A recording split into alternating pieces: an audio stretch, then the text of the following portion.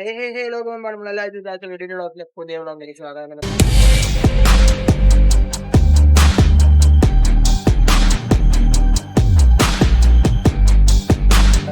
തുടങ്ങണമെന്ന് വിചാരിച്ചാണ് പുതിയ പോസ്റ്റിംഗ് ഒക്കെ ഇട്ടിട്ട്. പക്ഷെ നമുക്ക് പ്രകൃതി പ്രതികൂലമായതുകൊണ്ട് അത് നടന്നില്ല. നിങ്ങൾ കാണിക്കാൻ വേണ്ടി പുതിയ കോസ്റ്റ്യൂം ഒക്കെ ഇട്ട് മാറ്റി വെച്ചിട്ടുണ്ടായിരുന്ന പക്ഷെ മഴ ചെറിയ ചാറ്റിലൊന്നല്ലാട്ടോ, വൻ പ്രളയാണ്. ഞാന് കാണിച്ചു തരാം ട്ടോ.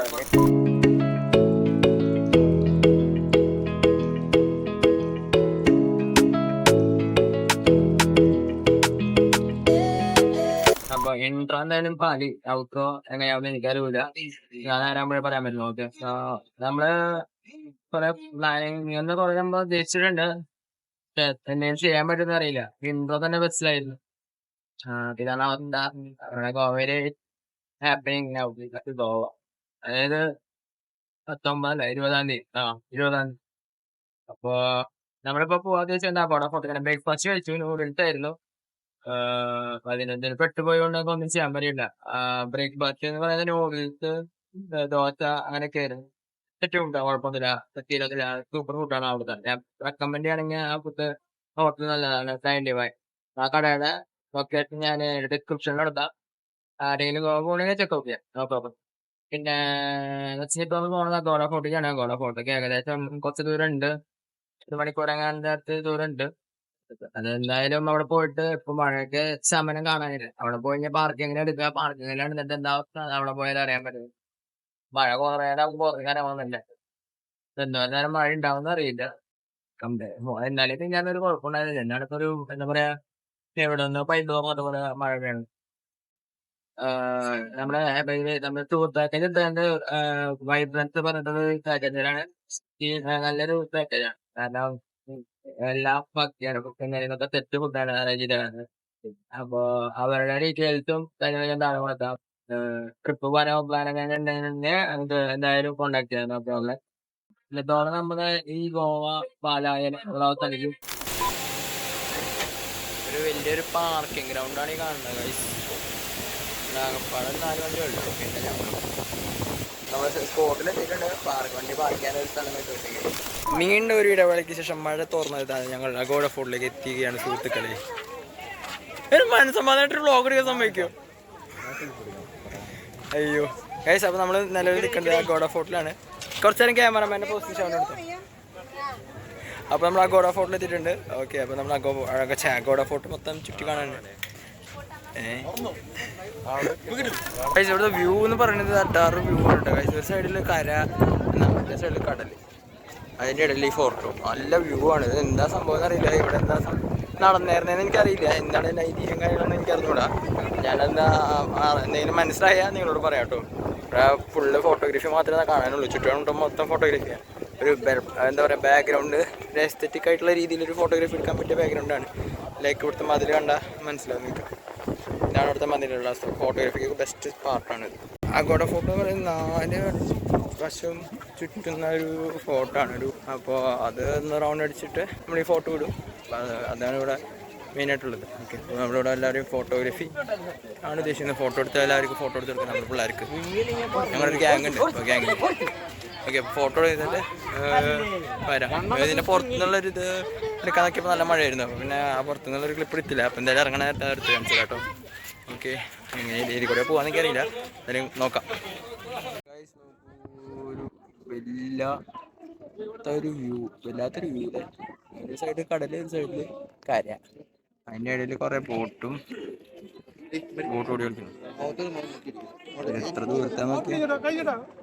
ഓക്കെ, ഇതാണ് അഗോഡ ഫോർട്ടിലൊരു വ്യൂ എന്ന് പറയുന്നത്. എൻ്റെ കുറച്ച് ഫോട്ടോസ് എടുത്തിട്ടാണ്. നല്ല അത്യാവശ്യം ഇവിടെ തന്നെയാണ് മെയിനായിട്ട് കാണാനുള്ളത്. പിന്നെ ഇവിടെ കുറേ ഫോട്ടോ എടുക്കുന്ന കുറച്ച് ടീംസ് ഇരിക്കുന്നുണ്ട്. അങ്ങനെ ഫോട്ടോ എടുക്കാൻ കഷ്ടപ്പെടുന്ന 2 കൂട്ടുകാരാണ് നിങ്ങൾ കാണുന്നത്. എന്തൊക്കെ കാണണം. അവിടെ പോസ് പറഞ്ഞ ഒരാൾ ഷൂട്ട് ചെയ്യാൻ ഞാനും ധവനും. വസ്തു നോക്കണേ, കണ്ട ഇതൊരു അഗോഡ ഫോട്ടോ ഭാരത. ഇതിനകത്ത് ഗൗരവമാണോ? ഇത് പരസ്പര സീരിയൽ പോലെ ഉണ്ട്.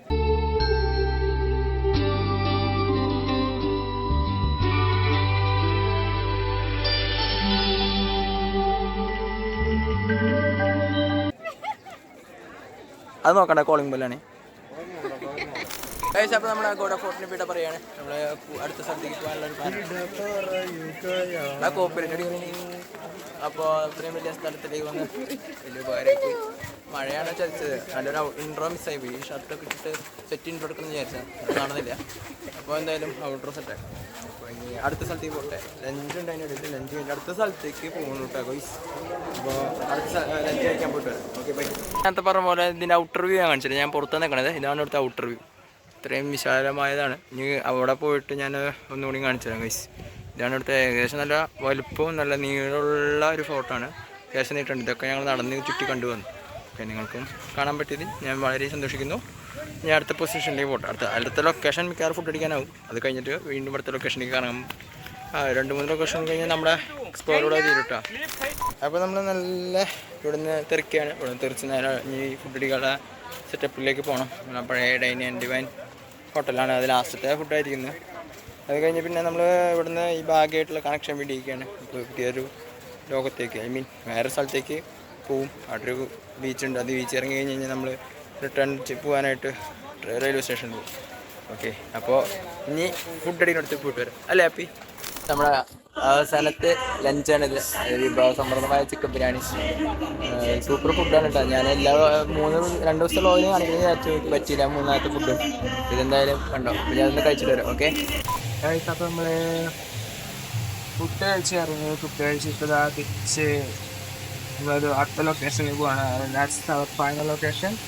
അതോടുകൂടി ട്രിപ്പിന് ഒരു സമാപ്തിയാവുകയാണ് സുഹൃത്തുക്കളെ. തിരിച്ച് നമ്മൾ ഒരു 1.5 മണിക്കൂർ യാത്ര. അപ്പോൾ നമ്മളിപ്പോൾ കൊണ്ടിരിക്കുകയാണ്. അവിടെ പോയി കഴിഞ്ഞ് കഴിഞ്ഞാൽ പറയാൻ വയ്യ കേട്ടോ. അത് ഫുഡ് കൊള്ളായിരുന്നു. അത് നല്ലപോലെ നമ്മളെ തൃപ്തരാക്കിയിട്ടാണ് അവർ വിട്ടത്. അടിപൊളിയായിരുന്നു. അപ്പോൾ നമ്മളിപ്പോൾ അത് അവിടെ നിന്ന് വിട്ടു. നമ്മൾ ആ ഒരു ഏരിയ വിട്ടു. കുറച്ച് കംപ്ലീറ്റ് പരിപാടി കഴിഞ്ഞ് എല്ലാം സെറ്റിലാക്കി ഇപ്പോൾ നമ്മൾ തിരിച്ച് കൊണ്ടിരിക്കുകയാണ്.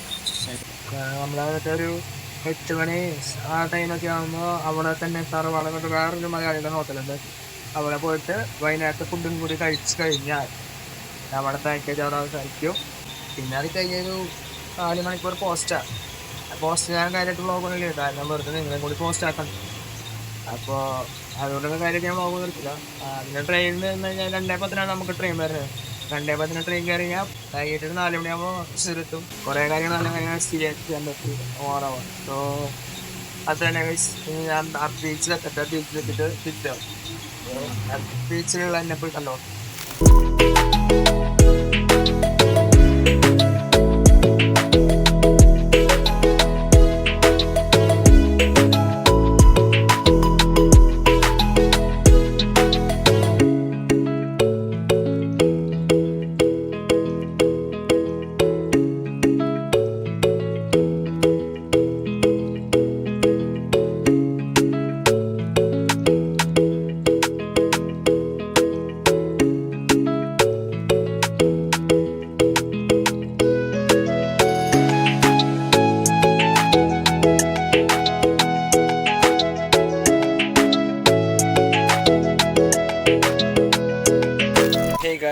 ഞാൻ പറഞ്ഞില്ലേ, ബസ്സിൽ ഇരുന്നിട്ട് പറഞ്ഞ കഥ കഴിഞ്ഞപ്പോൾ ഞാൻ ഡ്രൈവറോട് സംസാരിച്ച് ഞാൻ അവിടെ കിടന്നുറങ്ങി. ഞാൻ ഫുൾ ടൈം ഡ്രൈവർ ക്യാബിൻ്റെ അവിടെ ആയിരുന്നു. അതുകൊണ്ട് തുടക്കം മുതൽ അവസാനം വരെ അവിടെ തന്നെ ആയിരുന്നു. അപ്പോൾ ബസ്സിലെ ട്രാവൽ കഴിഞ്ഞപ്പോൾ കുറേ ഞാൻ അവിടെ കിടന്നുറങ്ങി. ഇപ്പോൾ നമ്മൾ കോൾവ ബീച്ചിൽ എത്തിയിട്ടുണ്ട്. അവിടെ നമ്മൾ ഇന്ന് കഴിക്കാൻ പോണ ഡിന്നർ കഴിക്കാൻ പോണ ഹോട്ടലിൻ്റെ മുമ്പിലാണ് നമ്മൾ നിൽക്കുന്നത്. ഹോട്ടൽ തറവാട്. അത് കഴിഞ്ഞ് പിന്നെ നമ്മളിവിടുന്ന് ബസ്സൊക്കെ അവിടെ പാർക്ക് ചെയ്തിട്ട് അവരുടെ പാർക്കിംഗ് ഗ്രൗണ്ടിൽ ഇട്ടിട്ട് പലരും പല വഴിക്ക് പോകാനാണ്. ബീച്ചിൽ പോകുന്നവർക്ക് ബീച്ചിൽ പോകാം, മറ്റേ ഷോപ്പിങ്ങിനുള്ളവർക്ക് ഷോപ്പിങ്ങിന് പോകാം. ഞാൻ ബീച്ചിൽ പോകും. അവിടെ എന്തെങ്കിലും പോയി ചുറ്റി കറങ്ങി കാണും. മേടിക്കാൻ വേണ്ടി എന്തെങ്കിലും മേടിക്കും ഗൈസ്. അപ്പോൾ നമ്മൾ തറവാട്ടിൽ കുറച്ച് പിള്ളേർ എത്തിയിട്ട് ഞാൻ കുറച്ച് പിള്ളേർ ഇപ്പോൾ ബീച്ചിലേക്ക് ഷോപ്പിങ്ങിനൊക്കെ ആയിട്ട് ഇറങ്ങിയിട്ടുണ്ട്. അപ്പോൾ ഞാൻ ഇവിടുന്ന് മറ്റേ ബീച്ചിലേക്ക് നടന്നു പോയിക്കൊണ്ടിരിക്കുക. ബീച്ചിലേക്ക് വഴിയൊന്ന് കാണിച്ചില്ല കേട്ടോ. അത്യാവശ്യം ആൾക്കാരും തിരക്കുണ്ട്. ഇതിൻ്റെ ഇടയിൽ നിന്ന് എൻ്റെ പിള്ളേരെ ഞാൻ അവിടെ പോയിട്ട് തപ്പം ഞാൻ ആലോചിക്കണം. മുന്നേ പോയിട്ടുള്ള ബീച്ചിനേക്കാളും അത്യാവശ്യം ആൾക്കാരുള്ള ബീച്ചാണ്. അപ്പോൾ ഇതേ പവർ ബാങ്ക് കൂട്ടിയിട്ടാണ് ഞാൻ നടക്കുന്നത്. ഫോൺ ഇങ്ങനെ പിടിച്ച് നടക്കുന്നത് കേട്ടോ. ചാർജ് ഏകദേശം തീരാടായിട്ടിരിക്കണം. സോ പവർ ബാങ്ക് കുത്തിയിട്ടാണ് ഇവിടെ ഓടിക്കുന്നത് ഗൈസ്. ഞാൻ ബീച്ചിലവിടെ എത്തിയിട്ടുണ്ട്. ബീച്ചിൽ ഏതാണ് അവസ്ഥ എന്നറിയുന്നത്. നല്ല തിരക്കയറ്റമുണ്ട്, അതുപോലെ നല്ല തിരക്കുണ്ട്. ചിലപ്പോൾ ഒരു ക്യാമറ ഉണ്ടെങ്കിൽ കുറച്ച് ഷോട്ട് എടുക്കാമായിരുന്നു. നല്ല ഫ്രെയിമാണ് കാണുന്നത്. ക്യാമറ ഇല്ല. എൻ്റെ ക്യാമറ ആകെപ്പാടുള്ളത് ഈ വ്ളോഗ് ക്യാമറയാണ്. തിരയുടെ വലിപ്പം അതിൻ്റെ സ്പീഡ് നോക്കി ഗൈസ്. കടലിനെ ബോട്ട് ഗൈസ് ഗോവയിലെ ആദ്യം അവസാനത്തെ സൺസെറ്റ് ഞാൻ സാക്ഷ്യം വഹിച്ചിരിക്കുന്നു എൻ്റെ വ്ളോഗിലൂടെ. ആദ്യത്തെ അവസാനത്തെ സൺസെറ്റാണ് ഗൈസ്. അവിടെയാണ് സൺസെറ്റ് നടക്കുന്നത്. ഓക്കെ, അപ്പോൾ ഞാൻ മെല്ലെ അടുത്തൊരു ഭാഗത്തേക്ക് നീങ്ങാണേ ഗൈസ്. അപ്പോൾ നമ്മൾ കൊൾവ ബീച്ച് കൊൾവ ബീച്ചിൽ നിന്ന് നമ്മൾ മെല്ലെ ഇറങ്ങി ഷോപ്പിങ്ങിനായി ഇറങ്ങിയിട്ടുണ്ട്. അപ്പോൾ നോക്കട്ടെ, എന്തെങ്കിലും ബഡ്ജറ്റിൽ എന്തെങ്കിലും ഒതുക്കണമെന്നുണ്ടെങ്കിൽ മേടിക്കാമെന്ന് വെച്ചിട്ടാണ് കൊൾവ ബീച്ചിൻ്റെ അവിടെ ഇറങ്ങി നമ്മൾ ഷോപ്പിങ്ങിനായിട്ടൊരു ഭാഗത്തേക്ക് നടക്കുകയാണ്. കൊൾവ ബീച്ചിൻ്റെ സൈഡിൽ കൂടെ ജനമായ വീതികളിലൂടെ നടന്നുകൊണ്ടിരിക്കുകയാണ്. ഇവിടെ ഏതാ അതൊക്കെ അനുഭവിക്കണം, അതൊക്കെ വേണ്ടി വരും. എൻ്റെ കൂടെ നടക്കുമ്പോഴൊക്കെ വേണ്ടി വരും. കോർഡിനേറ്റർ ഞാനാ കണ്ട. ഇത്ര വലിയ പട്ടീനെ പേടിയുള്ള പൊട്ടിയാണ് എന്നെ കുറ്റപ്പെടുത്തുന്നത്. അപ്പോൾ ഇതാണ് വീതികൾ. ടോപ്പിക് മാറിപ്പോണു, വേണ്ട കോപ്പറേറ്റ് അടിക്കും. അപ്പോൾ നമ്മൾ ഈ വീതികളോട് കൂടി ഷോപ്പിങ്ങിനൊന്നും കയറില്ല, നോക്കി പോണു, അത്ര തന്നെ. Guys guess the place. അവസാനം നമ്മൾ കോൾവ ബീച്ചും കഴിഞ്ഞ് തറവാട്ടിൽ പോയി ഫുഡ് അടിച്ച് നല്ല സീൻ ഫുഡായിരുന്നു. ഞാൻ ഫോൺ കുത്തിച്ചുകൊണ്ട് ഫുഡ് എടുക്കാൻ പറ്റിയില്ല. അപ്പോൾ നിലവിൽ കണ്ട മഡ്ഗോൺ റെയിൽവേ സ്റ്റേഷനിലെത്തി. നമ്മുടെ ബസ് ഡ്രോപ്പ് ചെയ്തിട്ട് ബസ് പോയി.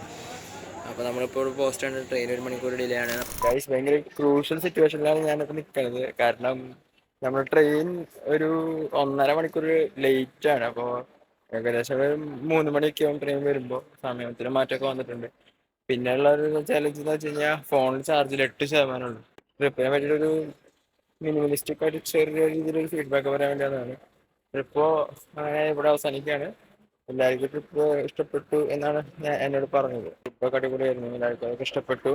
അങ്ങനെയാണ് ഉദ്ദേശിക്കുന്നത്. അപ്പോൾ ചാർജ് തീരുന്നതിന് മുന്നേ ഇനിയിപ്പോൾ ട്രെയിൻ വന്നിട്ട് കുത്തിയേക്കാനൊക്കെ പറ്റുള്ളൂ. ഇവിടെ ചാർജിങ് പോർട്ടൊന്നും ഇല്ല. ഇവിടെ കുത്തിയാൽ ചിലപ്പോൾ ഫോൺ വരെ അടിച്ചു. അപ്പോൾ ഇത് ചാവണേക്കാളും മുന്നേ ഞാൻ വ്ളോഗ് ഇവിടെ അവസാനിപ്പിക്കുകയാണ്. നമ്മളപ്പോൾ നാളെ ഒരു വൈകുന്നേരം ആകുമ്പോൾ നമ്മൾ തൃശ്ശൂരെത്തും. ഓക്കെ, തൃശ്ശൂർ പൂരം മിസ്സായതിൻ്റെ വിഷമം ഉണ്ടെന്നുള്ളൂ. പക്ഷേ ഉഷാറായിട്ട് പരിപാടി അല്ലെങ്കിൽ.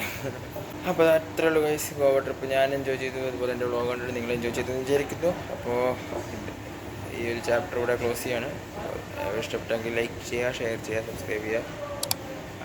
പിന്നെ ബെല്ലൈക്കൺ ഞെക്കിക്കോ. അപ്ഡേറ്റ് ഇനി പുതിയ വ്ളോഗായിട്ട് വീണ്ടും വരണമല്ലോ. വരാണ്ട് എവിടെ പോകാൻ വീണ്ടും വരും.